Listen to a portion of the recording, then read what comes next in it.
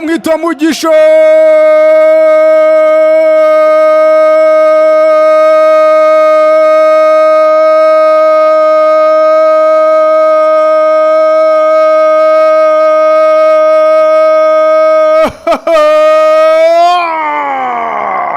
dakura kufra abasore b'ikipe y'igihugu y'u Rwanda Amavubi, abasore b'ikipe y'igihugu ya Zimbabwe bawukuramo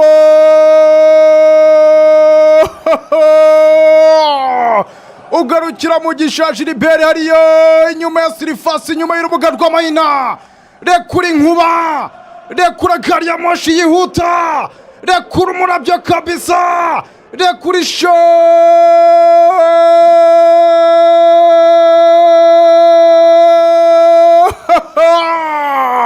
umuzamu arashya aravuga ati ntago najyaho ndashaje ku myaka 40, ndamutse nkurikira ishoti byaba bigoranye cyane.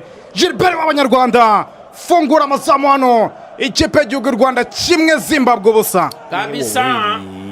Twavugaga tuti ni ikibazo cy'igihe, ni ikibazo cy'igihe.